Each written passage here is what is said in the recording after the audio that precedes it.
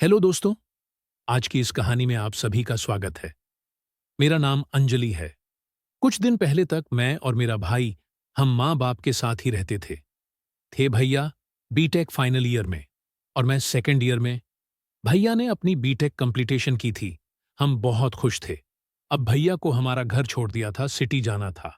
तो मेरी माँ को कैपीने की चिंता थी और वह इतनी पहले कभी घर से बाहर नहीं गई, तो भैया की शादी के लिए लड़की देखना चाहती थी। मम्मी पापा ने कहा कि भैया से कहाँ दिया, अगर उन्हें कोई पसंद आए तो उन्हें शादी कर लो, हमें ऐतराज नहीं है, और अगर कोई नहीं है तो फिर हमारी मम्मी से शादी कर लो। भैया ने पापा से ही कहा कि तुम्हें भी पसंद है। हमारी घर सीमा भाभी की शादी हो गई। खुशी खुशी भैया भाभी को शहर भेज दिया गया। लेकिन हमारी जिंदगी में फिर से दुखों ने मेरी मम्मी से कहा कि मेरी शादी कर लो। जाने से जीवन नहीं रुका, हमारा यहाँ कुछ नहीं रहा था। भैया मुझे भी अपने शहर के साथ ले आए और हमारा पुराना मकान बेचकर एक मकान ले लिया। यह मकान काफी अच्छा था। इसमें 3 कमरे थे, उनमें से 2 तो हमारे चले गए। तो भाभी ने कहा, यह जो एक बचा हुआ कमरा है, खाली रखा से क्या, इसे किराए पर दे दिया गया। भैया को भी यह आइडिया पसंद आया और उन्होंने पास के ही एक ब्रोकर से कहा। जल्दी ही हमें एक किराए की मिल मिली, जिसका नाम राजीव था। वो एक आईटी प्रोफेशनल था। उसके ज्यादातर शोरूम में ही रहता था। वो सप्ताह में 1 या 2 बार ऑफिस में जाता था। वह अकेला था, तो भैया ने अपना खाना भी खाया था। राजीव ने अपना खाना भी अलग से दिया था। अब हमारा घर भी ऐसा ही हो गया था। थे तो उन पर तो शक जैसी कोई चीज ही नहीं थी। अब मेरी पढ़ाई भी पूरी हो गई थी, लेकिन मेरी सिलेक्शन में कुछ भी नहीं था। लेकिन भैया ने कंपनी में अपना रिज्यूमे बनाया था, तो मुझे भी इंटरव्यू के लिए जाना पड़ा था। भैया के ऑफिस में बाद में मैंने भी इंटरव्यू के लिए कहा था। भाभी ने मुझसे पूछा था कि मैं कब तक आऊंगी, तो मैंने कहा, भाभी फॉर्म तो हो ही जाएगी। मैंने देखा था कि राजीव अपने रूम में काम कर रहे थे और भाभी किचन में थीं, लेकिन मुझे घर से अभी भी मुश्किल से 10 मिनट पहले ही याद आ गया था कि मेरी फाइल बदल गई है। कोई और फाइल ले आई हूं मैंने।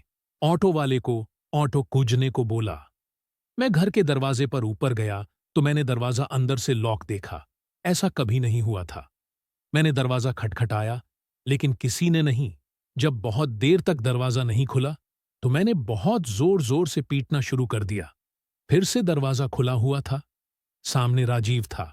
उसके चेहरे पर गोल गोलियां साफ दिख रही थीं, जिसमें वह छिपने की नाकाम कोशिश कर रही थी। मैं एक आदर्श इंप्रेशन से अंदर चली गई थी।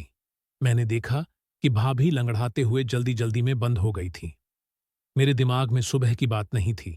भाभी से पूछा था कि आपने मुझे फोन किया था, आपने मुझे फाइल कर दी है, घर के बाहर जाओ और दरवाजा भी नहीं खोलो।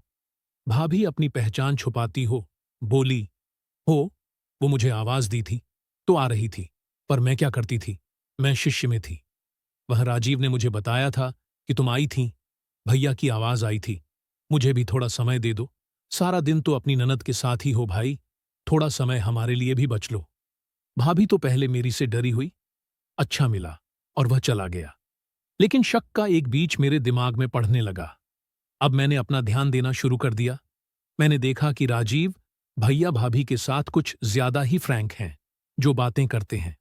भाभी को इधर उधर हाथ मारता रहता है। मैं कई दिन से देख रही थी। भैया के ऑफिस जाने के बाद जब मैंने खाना मांगा, तो भाभी के ऑफिस जाने के बाद जब मैंने अपने कमरे में खाना खाया, तो भाभी की दुकान देखने के लिए गई। बाहर की ओर मुझे यह सब देखते हुए कई दिन हो गए थे। अब मुझे पूरा यकीन है कि हो ना हो, इन दोनों का चक्कर चल रहा है और मेरी भाभी मेरे भैया को धोखा दे रही है। मेरा दिमाग यह नहीं सोच रहा था कि मेरे भैया ने क्या कहा था। बात बात यह भी नहीं करता है, और मैंने तान लिया था। मैं इसे हाथ पकड़कर रह गया था। एक दिन फिर मुझे साक्षात्कार कॉल आया। भैया ने कई दिनों से ही कहा था कि सारा सामान सामान से रख लिया, भूल मत जाना। कुछ भी तो साहब को पता था मैं साक्षात्कार के लिए जाऊंगी, पर मैंने मन ही मन लिया था कि मेरे लिए भैया से पता चला था कि मेरे लिए इंटरव्यू नहीं जाऊंगी, मैं लाऊंगी। खत्म। घर में क्या चल रहा है, लेकिन चुपके से राहुल के साथ। राहुल ने कहा कि राजीव ने कहा था कि वह देर रात तक सोता रहा था, लेकिन फिर भी देर रात तक काम करना शुरू कर दिया था। लेकिन देर रात तक कमरा बंद कर दिया गया था। आप जल्दी से तैयार हो जाइए, मैं आता हूं, भाभी ने हां कहा था। कमरे में ऐसा अंधेरा था कि कुछ नहीं दिख रहा था। मैंने बिजली जला दी थी तो देखकर हैरान हो गई कि भाभी भी पूजा की थाली के साथ थी और पीछे राजीव का दरवाजा खोल रही थी। वह लोग मुझे देखकर चौंक गए और मैंने ज्यादातर पूछा, यह यहां क्या चल रहा है? राजीव बोला, अब छुपे रहने से कोई फायदा नहीं है। भाभी ने बताया कि हमारे पंडित नेफे भैया पर काल दोष बताया था। उन्होंने कहा था कि उनके माता पिता की तरह राजशाही में अकाल मृत्यु के योग्य हैं। अगर उपाय किया जाए तो यह दोष मिल सकता है। पर जब मैंने कहा कि भैया से बात की तो उन्होंने कहा कि ऐसा कुछ नहीं होता और मेरे घर में यह सब नहीं चलेंगे, और मुझे बहुत तकलीफ हुई। मेरी सहायता करने के लिए मुझे लगातार कहा गया है कि 31 दिन तक मंदिर की सजावट पर चढ़ते हुए पूजा की गई थी और साईं मंदिर यहां से बहुत दूर है।